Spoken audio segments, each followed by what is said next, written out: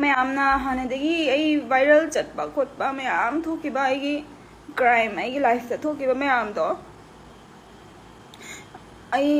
आई नुपा आई नुसिनाबा नुपा दुगा मंगनी अतोपा नुपा अतोपा आइगा कइनो तौरुबा खोलुबा अमता लेते आइगा हेक नुसिनाजबा नुपा गनी मागा आई चेला मतुंगदा वारोय पोसु पूरे वायरल कमायना चक्रीनो मैम हाइदोगे नहानदगी जलगा मीना नेगेटिव कमेंट्स मैम फतना लाना उबीबदो लोई सेंदोक्चरगे नहानगैदि खांगा तुमिन्ना लेबदि 22 इबानीगी चही मरी सुदोइनेबा अदो हुजिक जिरीदने असेंबैदि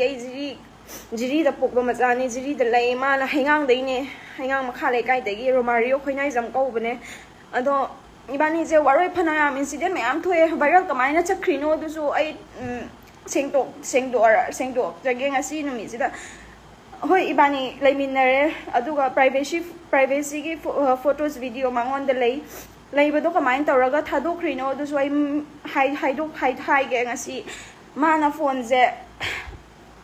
लंगबदगी फोन डिस्प्ले यागिदबदगी फोन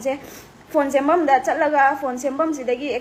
फोन एक्सचेंज तौबदगी फोन दो रिपेयर तौबदा वीडियो जे फोन दो यारा कांदा सेट तौरा कांदा वीडियो से यावरकपदगी मीना मथंग शेयर तौनगिबने दुमाइन तौरगा अदुगी मागी थ्रूदगी मागी फोन सेमुबगी अदुगी थ्रूदगी वायरल द चखिबने पोत जै मैम दा ngasi लोय असेंबदो हाइदोक्चरगे मीना लाना उबा नेगेटिव कमेंट्स मैम पिरकपै ngasi फावबा लोलगा आई खुमदे दुम इग्नोर तौरगा लै दो ngasi लोय हाइदो आइना ngasi लाइफ थारइबा मरम जिसु आई हाइगे माजे ngarang dang बावबदा इबानी जे wari sanari ba nungdang call pairaga adum wari sanari aduga last 2 days mana aise Instagram dagi unfollow tawre je ina kai maram gino nang nai phone follow tawre maram je na haire aduga mana ingon da hare khoi ma hoina yada baine chai baine ga matam khara ingna chikna leiji kho je ina phare ma thajaru bai hoi haire aduga adui matungda aina hojikta ai duty halak patangai duty hala kan sida inau nupi jina chenang wari ta triboro manang nupa do nupi chele nupi to pachele ne photo thagale ne na hare ai rang kreba ai je to bam lak pom khang dre ai kai do doi no hoi aham bada ibani je chele aham bada senapati da chelure senapati da chela matung da moi ge family na ibani je yum da chele je haidok tre ma ju ki re ibani makki na haidok tre yum da paw je pi da badagi खबर दु अदामी ma'am ना दुमायना हापीरकपदगी बानी जे last Pir मतुंग the मोइगी family ना अखोइ से लौबला मतुंग द पुलिस स्टेशन द आइगी फैमिली आइगी इमा बाबा लोइना फाजलगा थनमे मोइना अखोइ इमा इपा द मोइना नचानुपी ना इचानुपा पूरा चखरे किडनैप तौखरे दुनिया दानी ना हारगा इमा इपा जी द मोइना मरान सिजलगा इपा गा इमा द जेल द थम लेरमे जेल द थमबदगी जेल द थमे अदुगा आई पुलिस स्टेशन द पूरे मोइना पुलिस स्टेशन द पूबदगी आइना वारी दो सेंगबदो लोइ लिथोए पुलिस दा अदुदगी मोइना केस तो पालुरबनिना कोर्ट टिका द बयाद्रे चैरा कोर्ट द खुइजा कोर्ट कायबा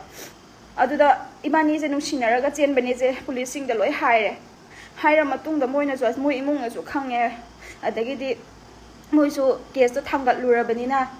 आई बाउबा गुली पिजेबा मोइना पुलिस स्टेशन मनों मोई के फैमिली ना एक गुली पिजेबा थेमकान इसे गुली पिजै नोइनी लुहोंबिदोइनी अदु कोर्ट नोइ अदुमाइना हायो कोर्ट असेंग हाइदोकनु नोइनी लम कोइबा चटपनी हायो नत्रगदि नोइ कैनो तौनी नमान अइगोंदा थ्रिटन तौबा मोइना की हल्लेबा नपाजु थबक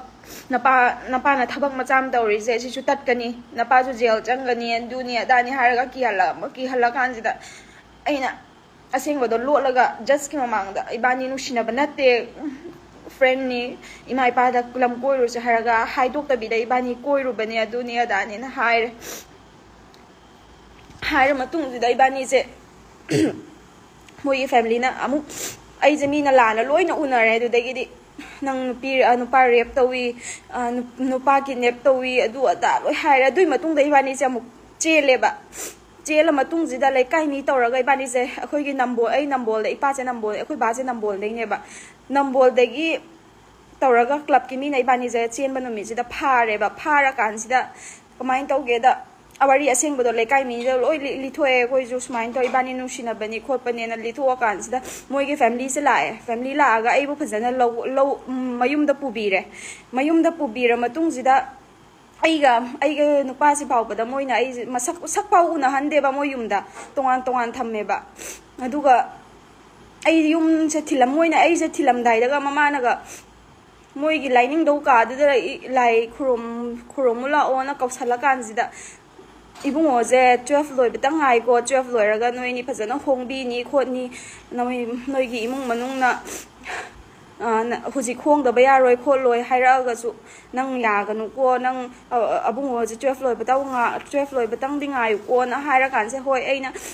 hoi haira ga moi thajaru bagi aina pukning jamjaru moi phana khalu bagi aina moi thajaru bagi ai ju imong manung da haido kare ma 12 loi baw tang ding ai jage aduga ahana mansing ne lepna ba wari adui matung da ibani je haidok palak pai thin ba loi ba numit ni gi matung da ibani je waroi pot pure ba adui matung da ibani phajana koinari koi hojik phau ba dum chahi mari surak tore pau phauna raga lai moi family na ai je du yamna pami mang da ai je nungshi ba saraga manung da macha da ot pa do adu do ta halle ba do mi na so ingon da la na ui viral chatli adu to ye da to ye na ai ngasi phau ba da negative comments da su reply pi de mingon da su khana ba su hauru de isana su la lu bai ni ko na khalla kan da dumai na ai kaino tau de adoi khoi je sing ma moi ge family ga khoi family je hayeng na ro ga di moi ga khoi ga di thak yam khet ne ba moi ge family khoi family di middle class family ne duga moi di tau ring ai ngame police to or so ma do or so paisa na namjal laga sing mo do lo salaga aran ba ekata han ba dugum do moi power khara pa paisa la loina lei ba moi di hojik phau bu su dum tawri do ai manu pi chele janga si ta khang bane ham ba dai ba ni khang na ri jai ma je kana no khot pa no su khang de ba hoi me am na di hairam ba ai paisa da chop pai ni paisa pai ba mi da pa mu bai ni adu gi natte ba ai ma je kana macha ma su no su khang am dai ba ni khan ba khang na ba da ma na ai je machin thi raga chamai chahi lo laga ai je koi gi bane ai waroi pot pura ba na pi ne waroi pot ngasi khak tan ai na khang gi je ma ga ai ga hoji lam lap na ri ai imphan da lai rami matam khara ai thabak phang ba dai gi jiri da la ga thabak to join to bane aduga ma su hoji impal da lei pau phaunari dum phajana hana adong rang pau bada phaunari ma na ingon da nupi chele khole jo hairakte adum maingon da thema ga dum thami moina ai gi life se pura manghalle moina ai bu hat ke nong maina kap ke bau tora bane moi mung na adu su hatu khani ki han gani dumaina ai bu ki hala ga thami ai gi life se pura career manghalle moina ai hoji ai mana ai damak lepi bani ko viral phaniam chaluraga joi phaniam mina phatana uraga ju mana ai damak te lepi ri ko na khallaga ngasi phau bada ai mina ai gai khangda bi ne dunia da ni har su ai na manu shiru bai ai mana ai damak te chau chau na lep li ko na khallaga wakhan je lai thok pane ba mina ngangning mangang da sanu haining bai ja sanu na ma'am ने जो ngang do ai ga so chau bale te asengba wa do wari do khang da bagi ngang mane du na ai nong bata negative comments wai ga message request message wai ga ai nong ma da reply halaga pi de ai ji kai do no na sira ba wa khan ji da khle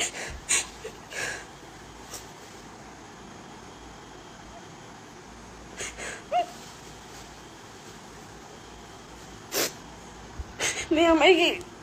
Matum the bangli. A sea power, they no more family, nine on the chitin to woman, no a caluraga, they why Pukjan Pata Bakalam Bataraga, they moida. No Matamatan by you or a chakra, I know Saraga, you they talk, I want a fonter, Rose Nam the team or more than a team, the DR, and Matana Pahit, Uncle, easy me, Matani, man, more than me, Matagi, the Kaim, Kalate, and Kalimatano, Matsan, Matatan, she would hang me, Matadi. kayim leitana khale akhoi imong hoi paisa pai de middle class family ni kayim tawba ngamoroi moina kai taw ngamdori na khalla kan moina tawba thabak ne ba waroi pot pura ka thami moina ai pam da so ai gi family da moina mi hoina u de mi hoina tha de waroi pot pura ba pi do pam draga di moina hana man thara ga no ma da waroi pot adu yam chahi ani ahum surak to re bai waroi pot pura ise nong ma thamai te i chat na bi kumhai harau da mamau nu pi ni ha ga 피 맛jet 푸데 쿠데이 맛jet 바우 노마다 피락데바 아도르죠 아이나 잠토가 와칼지 잠토가 레라 레토이네 마이 잠토가 레토이네 바 아이 메테기 쩨나 비즈니스 마인 토브로 사이돔다 마락마락다 와칸 칼레 아이 브라 트라우마타이즈 디프레션 차이돔마 트라우마타이즈 또 이사이돔다 디프레션 다 쩨레 아도르죠 아이 미망다디 우톡데 패밀리 망다주 우톡데 이사이돔다 खागा वाखन खल्लगा दुम ले ma'am आई बनु शिबी दुनु नचन मगनी खल्लगा आइबो आइगे मते हमता बिरो आई वंदा थोइ सुमाइना नुपी अतोपदा मुक थोहन नि थोहन द थोक द बसु होइसन